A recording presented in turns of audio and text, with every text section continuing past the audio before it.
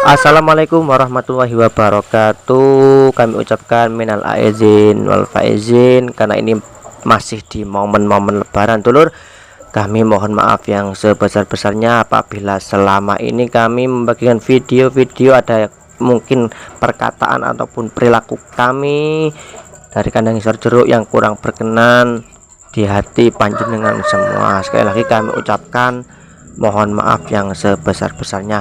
Semoga di hari yang fitri ini kita benar-benar kembali suci dan setelah kita menjalankan ibadah puasa selama 1 bulan, semoga kedepannya kita menjadi lebih baik lagi. Amin ya rabbal alamin.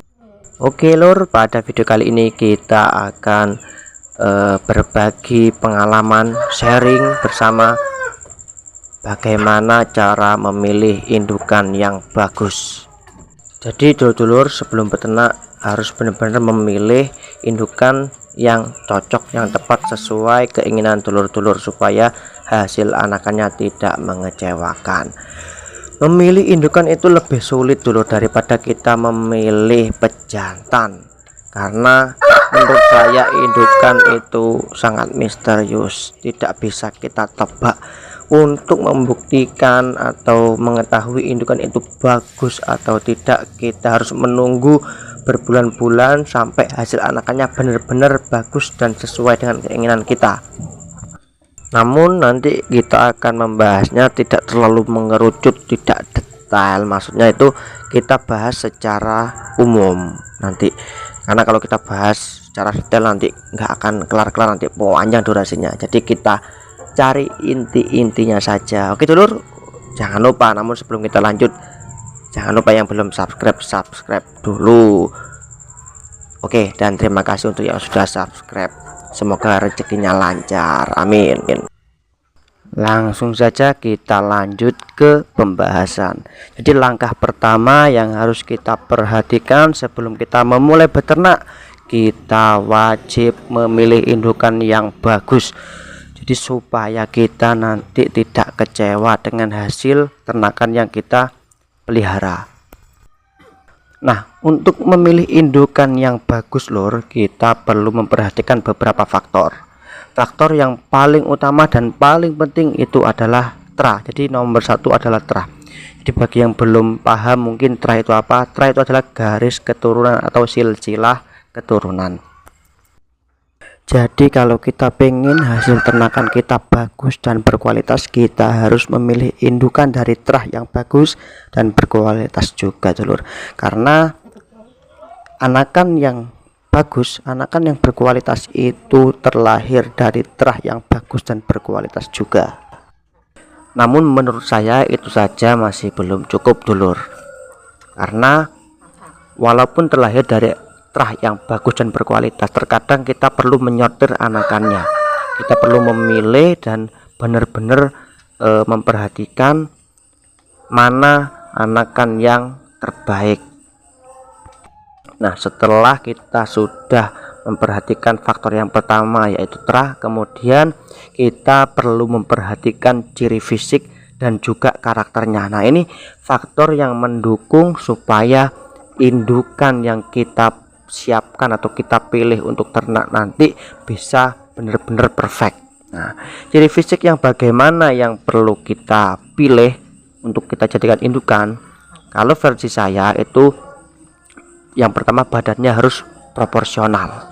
Jadi ya wis, intinya enak dipandang, badannya panjang, kakinya juga bahasanya di sini tuh merit loh. Jadi nggak terlalu besar ya nggak terlalu kecil, sedengan, tapi jari-jarinya itu panjang, itu biasanya bagus. Kemudian bulunya mengkilat, bersih, sehat gitu ya. Warnanya itu kulitnya merah, wajahnya itu merah. Karena kalau wajah ayam itu merah menandakan ayam itu sehat. Nah, terkadang ada juga kan indukan yang badannya besar namun kakinya pendek, kakinya panjang badannya pendek. Nah, itu menurut saya kurang proporsional. Dan itu kalau ada ayam seperti itu pasti saya sortir, saya jadikan ayam daging atau saya sembelih. Kemudian yang perlu diperhatikan lagi bobot. Nah, kalau versi saya, bobot yang ideal itu untuk dijadikan indukan minimal bobotnya itu 1,5 kilo sampai 2 kilo dulur. Nah, kalau terlalu kecil di bawah 1,5 kilo itu biasanya telurnya banyak, namun anak-anakannya kan kecil. Nah, itu cocok kalau mungkin ingin dijadikan petelur. Kalau terlalu besar di atas 2 kilo, nah itu bagus sekali untuk dijadikan indukan pedaging, namun biasanya telurnya akan sedikit, biasanya produksinya itu sedikit, maka kita ambil tengah-tengahnya. Bobot idealnya 1,5 kilo sampai 2 kilo. Selanjutnya yang perlu kita perhatikan lagi, dan yang ini juga lebih sulit namun penting, adalah karakter ayam. Pilihlah ayam yang imunnya kuat, yang dari kecil itu jarang sakit, atau biasanya ayam yang hasil seleksi alam. Nah, itu kalau saya pasti saya jadikan indukan. Yang penting kriteria tadi sudah masuk, karena nanti imun itu akan diturunkan kepada anaknya dulur. Kalau induknya sering sakit, biasanya anaknya juga akan sering sakit. Kemudian pilihlah juga indukan yang nafsu makannya tinggi, nah, itu juga akan menurun. Kemudian jangan pilih indukan yang dari kecil itu kanibal. Nanti takutnya dia kalau sudah jadi indukan, sudah bertelur, akan mematuki atau memakan telurnya sendiri. Itu saya pernah mengalami beberapa periode, nggak saya sortir dulu indukannya itu suka makan telur sendiri, kemudian saya lepaskan ke mesin penetas. Nah, anaknya itu nurun lur. Nah, itu kalau bisa jangan dipilih kalau anakan dari hasil induk yang seperti itu. Dan yang terakhir yang perlu kita perhatikan adalah karakter ayam yang mempunyai jiwa pemimpin. Biasanya di dalam satu tetasan, nah itu kan pasti ada satu ayam ya yang mempunyai jiwa pemimpin bagus. Nah, itu biasanya memimpin koloninya. Nah, itu yang betina kita ambil intinya yang mentalnya bagus lah. Kalau ayam Bangkok yang mentalnya bagus, nah itu nanti kalau dia jadi indukan, nah saat dia merawat anaknya itu biasanya penjagaannya itu lebih ketat, dia lebih agresif, jadi anak-anaknya aman dari serangan predator atau dari serangan ayam-ayam lain.